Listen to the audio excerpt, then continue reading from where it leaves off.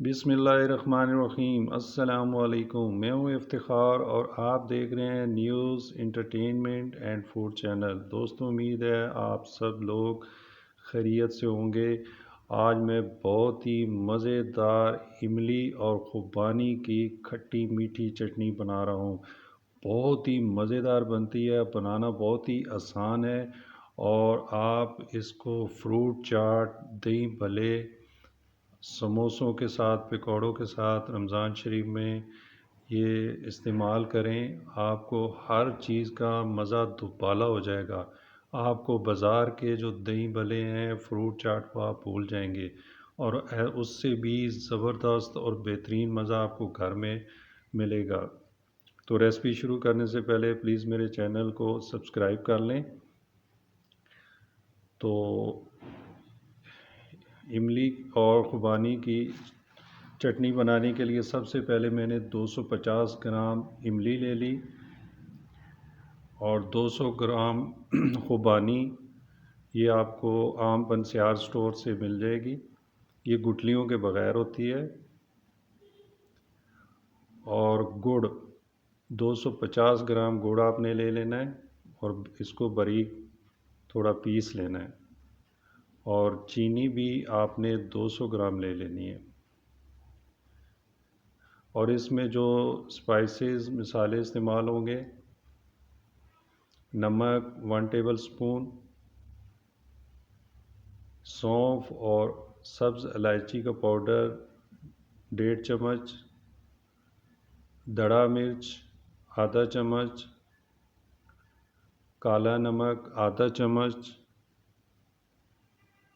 और सूंड या अदरक का पाउडर ये भी 1 चम्मच और लाल सुर्ख मिर्च आधा चम्मच। सबसे पहले आपने इमली और खुबानी को पानी में भिगो के रख देना है। पानी नॉर्मल टेम्परेचर का लेना है, गर्म पानी नहीं लेने की ज़रूरत। खुबानी को आपने पहले पानी से अच्छी तरह धो लेना है ताकि ये साफ़ हो जाए और इसको भी पानी में भिगो के कम से कम 20 से आधा घंटा जो है 20 मिनट से आधा घंटा आप इसको रख दें। उसके बाद इमली अच्छी तरह नरम हो जाएगी और इसको हाथों की मदद से आपने इसको अच्छी तरह ऐसे गुठलियाँ इसकी अलग कर लेनी है और उसके बाद एक स्टेनर या जिसको छन्नी बोलते हैं वो लेकर उसमें ये इमली का पल्प डालना है और उसके ऊपर पानी डाल के इसको चम्मच की मदद से अच्छी तरह लाएंगे और इसका जो पल्प है वो स्टेनर की मदद से अलग हो जाएगा और गुठलियाँ अलग हो जाएंगी। अगर आपको स्टेनर नहीं है तो आप कोई बारीक जालीदार कपड़ा भी इस्तेमाल कर सकते हैं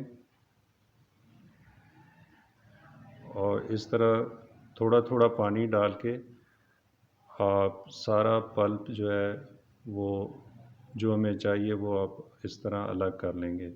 अब ये सारे खुबानी का पल्प हमने अलहदा कर लिया है और अब एक पतीली को गर्म करके उसमें इमली का ये पल्प डाल देंगे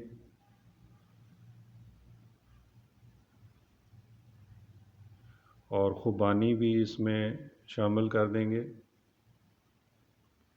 और अब इसको मीडियम लो फ्लेम पे पकाना है और इसमें सारे मसाले स्पाइसेस भी ऐड कर देंगे और तमाम मसालों को अच्छी तरह इमली और खुबानी में मिक्स कर लेंगे और मज़ीद 1 कप पानी और ऐड कर देंगे और अब इसको 5 मिनट के लिए मीडियम लो फ्लेम पे पकने के लिए छोड़ देंगे।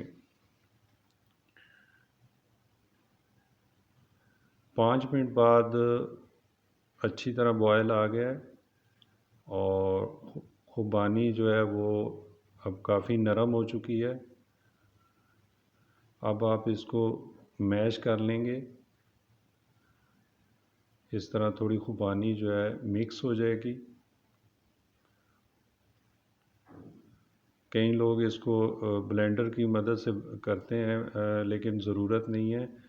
ये पकाते हुए ये तकरीबन बिल्कुल मिक्स हो जाएगी और गल जाएगी। अब ये काफ़ी हद तक जो है ये मिक्स हो गई है।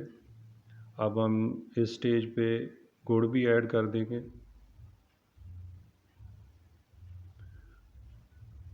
गुड़ को अच्छी तरह मिक्स कर लेंगे।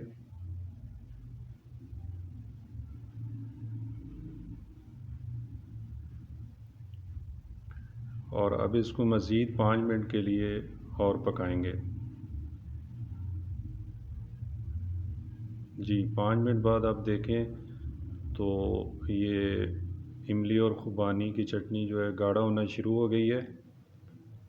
और इस स्टेज पर हम जो चीनी भी ऐड कर देंगे। चीनी शामिल करने के बाद अच्छी तरह इसको चम्मच की मदद से मिक्स कर लेंगे और मज़ीद इसको फाइनली 5 मिनट के लिए और पकने के लिए छोड़ देंगे। जी, अल्हम्दुलिल्लाह माशाल्लाह, ये देखें इमली की और खुबानी की मज़ेदार खट्टी मीठी चटनी तैयार है।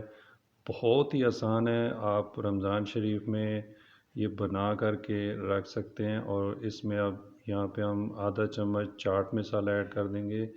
इसका बहुत ही एक चटपटा मज़ा आता है। और ये आप बना करके आप इसको फ्रिज में 1 से 2 हफ्ते के लिए रख सकते हैं। अब हम इसको डिश आउट कर लेंगे। माशाल्लाह बहुत ही ज़बरदस्त मज़ेदार इमली और खुबानी की चटनी तैयार हो गई है।